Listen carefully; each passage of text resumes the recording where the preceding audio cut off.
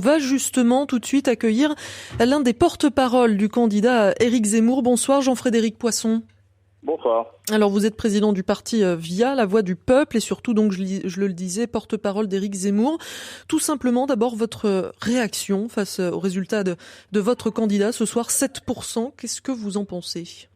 D'abord, je partage la déception de beaucoup de nos amis, de beaucoup de nos soutiens et de nos militants, que je veux remercier ici de la formidable campagne que nous avons réussi à animer depuis maintenant 5 ou 6 mois. En partant de rien ou quasiment rien, débouler, si j'ose dire, dans le scrutin présidentiel, en obtenant la 4e place avec plus de 2,5 millions d'électeurs sans doute. C'est un magnifique résultat malgré tout, même s'il n'est pas conforme à nos espérances. Et surtout, le fait que Éric Zemmour ait posé dans le débat public des questions qui étaient édulcorées jusqu'ici ou évacuées me paraît extrêmement important. Donc il y a beaucoup de promesses pour l'avenir. Encore une fois, ce résultat n'est pas conforme à nos espérances, mais en tout cas, il pose les jalons de choses extrêmement fortes qui vont se dérouler dans les semaines qui viennent à l'occasion du second tour de la présidentielle, puis ultérieurement pour les élections législatives de juin prochain. Vous aviez vous-même, Jean-Frédéric Poisson, un temps envisagé de vous présenter à cette élection avant finalement de rejoindre Éric Zemmour. Ce soir, après sa disqualification, est-ce que, j'imagine vous appelez à voter Marine Le Pen, et pourquoi ne pas l'avoir fait plus tôt ? Pourquoi ne pas avoir fait quoi plus tôt ? Rejoindre Marine Le Pen directement. Parce que j'avais davantage de proximité avec Éric Zemmour qu'avec Marine Le Pen, tout simplement. Très franchement, si j'avais dû effectivement soutenir Marine Le Pen dès l'origine, je l'aurais fait en raison d'une éventuelle proximité politique avec son projet. J'ai davantage de proximité politique avec le projet d'Éric Zemmour, qui me paraît exigeant sur le plan de la civilisation, exigeant sur le plan des sujets éthiques ou bioéthiques qui ont été si maltraités par le président Emmanuel Macron et sa majorité pendant tout le mandat, et sur lesquels, Madame Le Pen n'a pas jusqu'ici pris des positions aussi énergiques qu'Éric Zemmour. Donc c'était un choix de cœur, un choix d'intelligence, de raison, que je ne regrette absolument pas.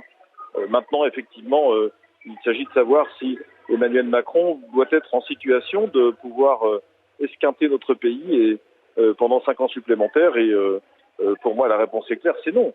On doit absolument tout faire pour que M. Macron ne redevienne pas président de la République quand on voit ce qu'il a fait de notre pays depuis 5 ans.